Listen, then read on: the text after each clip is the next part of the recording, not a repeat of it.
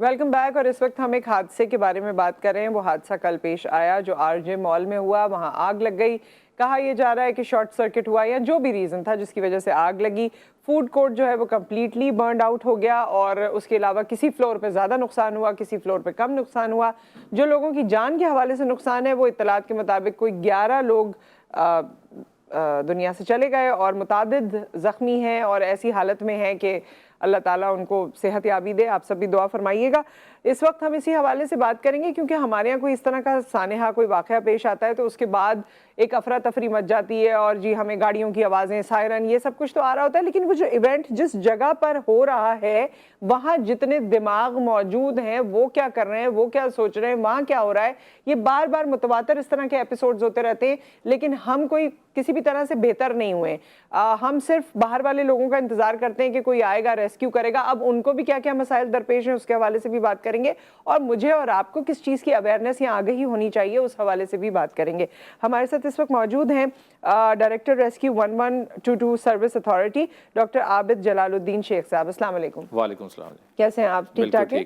अच्छा डॉक्टर आबिद, ये वाकया जब रूनुमा हुआ तो उसके कोई 30 से 40 मिनट बाद आप लोगों को इसकी इंफॉर्मेशन आई, फिर क्या हुआ?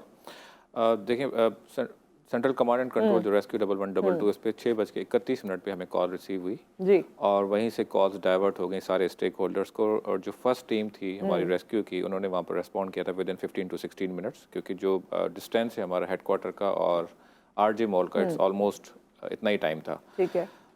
जब हम लोग वहाँ पर पहुँचे तो सबसे बड़ी प्रॉब्लम यही थी कि अब हम एंट्री कैसे करें, क्योंकि जो मेन एंट्री थी वहाँ पर ज़ीरो विजिबिलिटी थी, स्मोक बहुत ज़्यादा था, तो फोर्सफुल एंट्री करनी पड़ी हमें। पेडेस्ट्रियन था उसके बिल्कुल बराबर में, वहाँ से जो हमारे रेस्क्यूअर्स थे उन्होंने वहाँ से शीशे तोड़े और वहाँ से उन्होंने एंट्री करके रेस्क्यू का काम शुरू किया। और ऑलरेडी फायर ब्रिगेड का अमला वहाँ पर मौजूद था जो उन्होंने फाइटिंग का काम भी शुरू कर दिया था। बैकअप में हमारे भी फायर फाइटर्स थे जिन्होंने वहाँ पर सपोर्ट प्रोवाइड की। लेकिन उस वक्त क्योंकि पैनिक की सिचुएशन होती है और उस बिल्डिंग में हमें कहीं भी एग्जिट की जगह नहीं नज़र आ रही थी, एंट्री में हमें बड़ी मुश्किलात हुई और I think it's one of the reason कि वहाँ पर लोग जो है वो बाहर नहीं निकल पाए। और अगर वहाँ पर क्योंकि इन्वेस्टिगेशंस चल रही हैं, बहुत सारी चीज़ें उसमें सामने आ जाएंगी। लेकिन जो इनिशियली जब हम लोग वहाँ पर ऑपरेशन कर रहे थे तो ना हमें वहाँ पर कोई फायर का सिस्टम नज़र आया, अच्छा। ना वहाँ पर हमें कोई फायर अलार्म के सिस्टम कोई ऐसा नज़र आया। ना लोग क्या कर रहे थे? सिर्फ फंसे हुए थे और क्योस में थे या आपको लग रहा था कि लोग कुछ कोशिश कर रहे हैं अपनी मदद आपके तहत करने की? लोगों ने कोशिश ज़रूर की और काफ़ी लोगों को हमने वहाँ से रेस्क्यू भी किया। तकरीबन 45 के करीब लोग थे जिनको हमने वहाँ से रेस्क्यू किया और अमवात भी हुई आपके सामने। तकरीबन कोई 11 वहाँ से अमवात हुई। 10 तो डेड बॉडीज़ वहीं से हमने निकाली थी और एक जो मेजर कैजुअल्टी थी वो हॉस्पिटल जाकर वहाँ पर हुई। लेकिन इट्स वेरी अनफॉर्चुनेट इंसिडेंट था और अब क्योंकि कराची में हम इस तरह के इंसिडेंट बार बार देख रहे हैं, लेकिन इस वक्त आपने देखा है कि इन्वेस्टिगेशन टीम ना सिर्फ इस वक्त एक्टिव हैं बल्कि इसके साथ साथ इस वक्त एक स्टडी हो रही है और सारी ऑडिट हो रही है सारी बिल्डिंग्स की कि कहाँ कहाँ पर फायर फाइटिंग सिस्टम है और कहाँ पर इनके पास जो इवैक्यूएशन की जगह या एग्जिट प्लेस है जो लोगों को पता होना चाहिए। तो ये एग्जिट इनके पास नहीं था।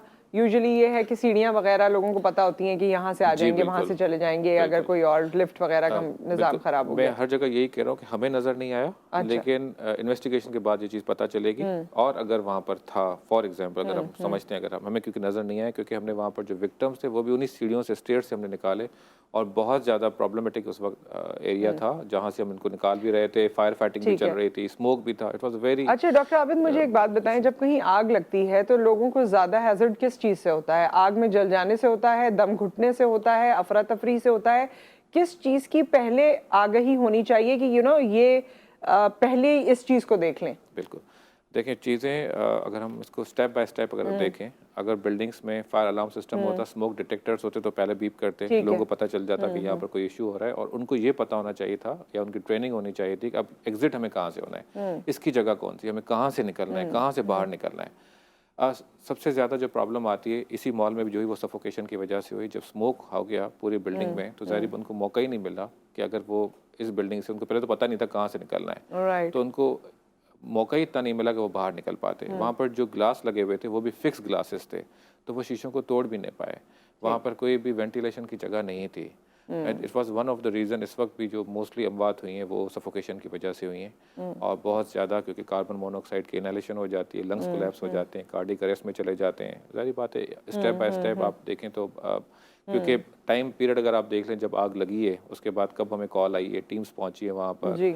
और उसके बाद काम स्टार्ट हुआ, तो जाहिर बात है अगर लोगों को पता होता वो जगह क्लियर होती अच्छा, तो अब लोग तो निकल ये पाते फायर वहाँ पर। फाइटिंग की जिस तरह आपने कहा कि पहले तो स्मोक डिटेक्टर्स होते तो पहले ही फेज में इतना बड़ा नुकसान नहीं होता, लेकिन उसके साथ साथ और बहुत सी चीज़ें आ गई हैं। अब तो एक्सटिंग्विशर्स तो हैं ही, लेकिन उसके साथ कोई देसी तरीके भी हैं, रेत है और चीज़ें हैं। अगर वो कहीं ना कहीं ऐसे रखी हो, कोई काम में लाने के लिए कोई तैयार हो, वहाँ गार्ड्स या कुछ अमला इस बात के लिए ट्रेंड हो कि जी अगर ऐसे कोई मसाइल हुए तो हम ये सब कुछ कर लेंगे, तो वो भी देखिए फायर एक्सटिंग्विशर मैंने वहाँ पर रखे हुए देखे, अच्छा, कुछ नज़र हमें आए, लेकिन बात ये है कि अगर फायर एक्सटिंग्विशर थे वो चले क्यों नहीं?